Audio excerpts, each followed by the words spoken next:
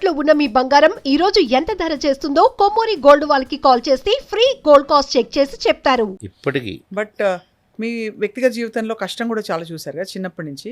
అవును, మా అమ్మగారు 3వ తరగతిలో చనిపోయారు. మా నాన్న టీచరు. అమ్మని చాలా మిస్ అయ్యారు సార్. వరంగల్లో మా అమ్మ నాకు బాగా ఇష్టం. అంటే అమ్మ ఇష్టం లేనోడు ఎవరు ఉండరు. కానీ నేను స్కూల్ నుంచి రాగానే మా అమ్మ ఎక్కడ కూర్చుంటే అక్కడ కూర్చునేది. మా అమ్మ వంట చేస్తుంటే పక్కన కూర్చునేది. అమ్మ భుజం మీద చేయబెట్టి, తొడ మీద చేయబెట్టి ఏం వండుతుంది అట్లా చూసి ఆడపిల్లలాగా నేను హెల్ప్ చేసేది. అంత చిన్న వయసులు కూడా గుర్తున్నాయి నాకు ఇప్పటికీ.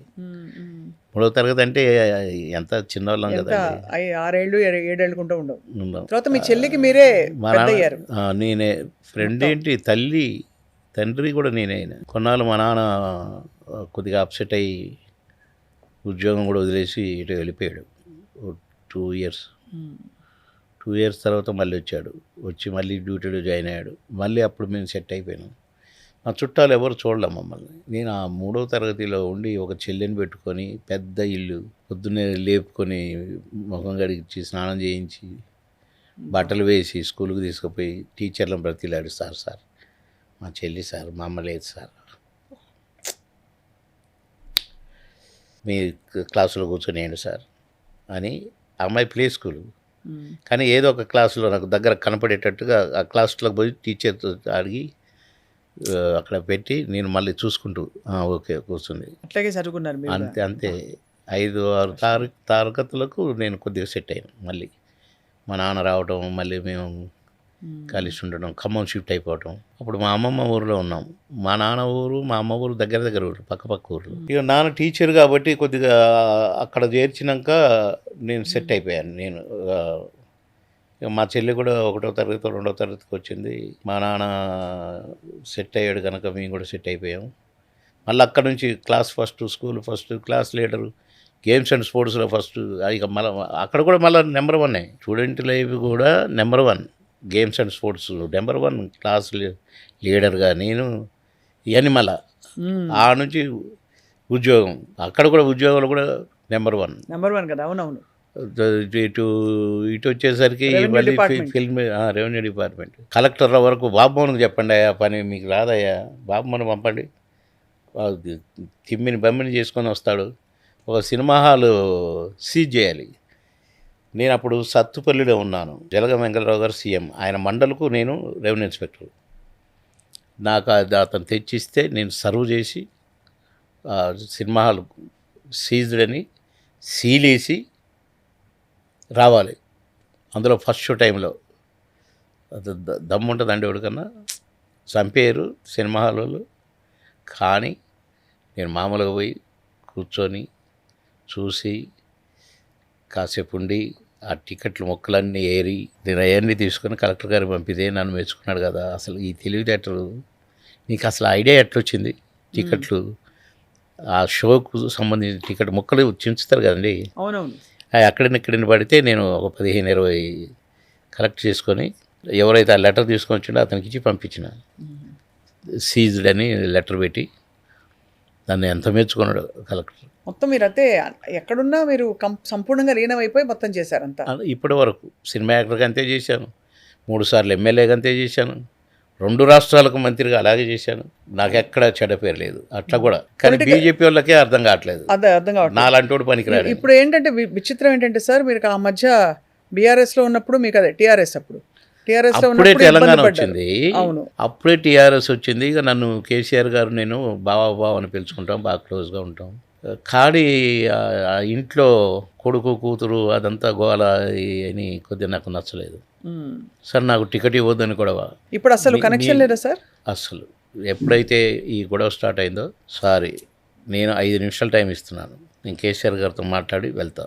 5 నిమిషాల తర్వాత ఎన్నిసార్లు ఏం చేసినా నేను రాను అని టైం అయిపోయింది, 5 నిమిషాలు వస్తా నేను బాయ్ అని వచ్చేసిన.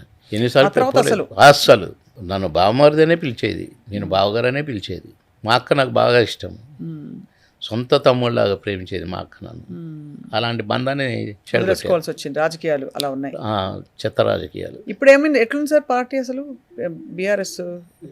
మీరు ఇక చూస్తారు. నేను పాలిటిక్స్ మాట్లాడకూడదు అని పెట్టుకున్నాను 3 సంవత్సరాలు. ఎట్లా సార్ మీరు నెక్స్ట్ మళ్ళీ రావాలి కదా మీరు సీన్లో? అప్పుడు ఇంకా 2.5 సంవత్సరాల తర్వాత ఇప్పుడు ఎందుకంటే బీజేపీ బీఆర్ఎస్ కలుస్తాయని అంటున్నారు ఏమో ఆ టైంకి.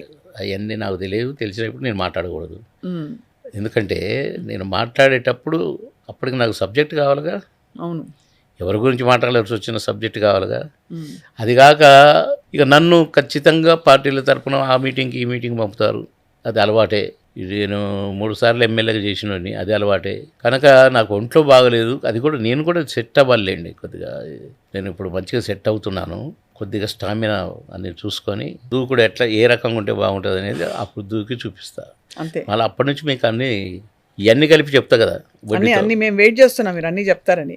కానీ ఇప్పుడు ఐ థింక్ మీ మాటతో మీ అధిష్టానం చూసి ఈసారైనా సరిగ్గా ఖరారు చేసి మీకు సముచిత స్థానం ఇస్తుందని చెప్పి ఇస్తే ఆశిస్తున్నాం. వాళ్ళకే లాభం. అదే. ఎందుకంటే నేను జనరల్గానే ఓటర్స్లో 30% ఓట్లు నాకు ఫిక్స్ అయి ఉంటాయట ఏ కాన్స్టిట్యున్సీలోనైనా. అందుకని నేను ఎవరికి ప్రచారంగా పోయినా గెలిచేది కదా. అంతే కదా. బీజేపీలో కూడా బండి సంజయ్ని నేనే గెలిపించిన ఇన్ఛార్జ్ ఉండి. నేను రఘునందన్ బై ఎలక్షన్ కాకుండా నేనే ప్రచారం చేసిన దుబ్బాక. ఈటల రాజేందర్ గారిని ఆఖరి రోజు నా స్పీచ్ అయిపోయింది వచ్చి ఇట్లా పట్టుకున్నాడు నన్ను. ఇట్లా పట్టుకొని అన్నా నన్ను గెలిపించినవే, రుణపడిపోయిందే, నీకు రుణపడిపోయిందే అన్నాడు స్టేజ్ మీద లాస్ట్ స్పీచ్ గారు. కానీ అలాంటి నన్ను వదులుకుంటారంటే బాబు మోహన్ దూరం పెట్టాలి, కానీ పని చేయించుకోవాలి మళ్ళీ. అందుకనే నేను నాకు ఒంట్లో బాగలేదు, నేను రాను అని చెప్పేసారు. ఇంకా అంతే. అంతే. కాలం చాలా విషయాలకు సమాధానం చెప్తుంది కదా. ఈసారి కరెక్ట్గా చెప్తుంది. నన్ను కేంద్రం కూడా అర్థం చేసుకున్నప్పుడు మరి అది ఎటు పోద్దో ఎటు తిరుగుద్దో ఏం జరుగుద్దో మనం రేపు జరిగేది మనం చెప్పలేం కదా. నిన్న జరిగింది ఇప్పుడు చెప్పుకోగలుగుతాం, కానీ రేపు జరిగేది చెప్పేంత ఋషులం కాదు మనం, లేకపోతే మంత్రతంత్రాలు తెలిసిన వాళ్ళం కాదు. చూద్దాం ఏం జరుగుతుందో చూద్దాం. నా వృత్తి నేను చేసుకుంటున్నాను. నాది పాలిటిక్స్ నా వృత్తి కాదు, సేవ కోసం. నా దేవుడు ఎన్టీ రామారావు గారు నన్ను ఎంతో లైక్ చేసేవాడు. తమ్ముడు ఎక్కడున్నారు రండి, మీరు అక్కడికి వెళ్ళాలి ప్రచారానికి అని పిలిచేవారు నన్ను ఎన్టీ రామారావు గారు. షూటింగ్లో కూడా మేజర్ చంద్రకాంత్, అవును, దాంట్లో షూటింగ్కి రాగానే తమ్ముడు ఎక్కడ రమ్మనండి, నేను వచ్చి కూర్చుంటే పక్కన తమ్ముడు చెప్పండి మా గురించి ఇంకేం మాట్లాడతారు మీరు అనుకుంటూ ఊక్కుంటూ ఎంజాయ్ చేసుకుంటూ నేను మాట్లాడుతుంటే వినేవాడు. నన్ను ఎంత ప్రేమించేవాడు. క్యాబినెట్ మీటింగ్ జరుగుతుంటే పోయినా ఒకసారి నన్ను బాబు మోహన్ ఎప్పుడు వచ్చినా తమ్ముడిని ఆపొద్దు, నా దగ్గర పంపించండి, పాపం చాలా సినిమాలు చేస్తుంటాడు, నా కోసం వస్తాడు నా తమ్ముడు అని అనేవాడు. ఒకరోజు గబక్కన ఉన్నారు అన్నగారు ఎక్కడ అని అంటే పోండి సార్, మిమ్మల్ని ఆపలేం కదా మేము, పోండి. పోతే తమ్ముడు అయ్యో ఇది క్యాబినెట్ మీటింగ్, మీరు రాకూడదు, మేమే వస్తాం, మీరు వెళ్ళి వారి దగ్గర కూర్చోండి అంటే లక్ష్మీపార్వతి గారి దగ్గర కాఫీ తాగుతూ ఉండండి, మేము వస్తాం, క్యాబినెట్ మీటింగ్ రాకూడదు తమ్ముడు అని. అంటే నాకేం కోపం రాలేదు, నేనేం ఫీల్ కాలేదు అన్నట్టుగా మళ్ళీ ఆయన నవ్వితే వీళ్ళందరూ నవ్వి అప్పుడు నీకు గమ్మత్తగా హలో హాయ్ అని పిలిచేది అందరినీ. నేను నమస్కారాలు లేవు. అప్పుడు లక్ష్మీపార్వతి గారితో కూడా మీకు బాగా మరి అన్నగారు పిలిచి మాట్లాడండి కొద్దిసేపు, మేము ఇప్పుడే వస్తాం అనేవాడు కదా. ఏమిటో అబ్బాయి మీ అన్నగారిని అందరూ అన్నగారు అని పిలుస్తారు, తర్వాత నిన్నే పిలుస్తారు, ఏంటో ఇది అని ఆమెనేది. భలే భలే భలే సార్, అసలు మీరు నిజంగా కళాకారుడు sir, at heart, completely hard core sir. ఇప్పుడు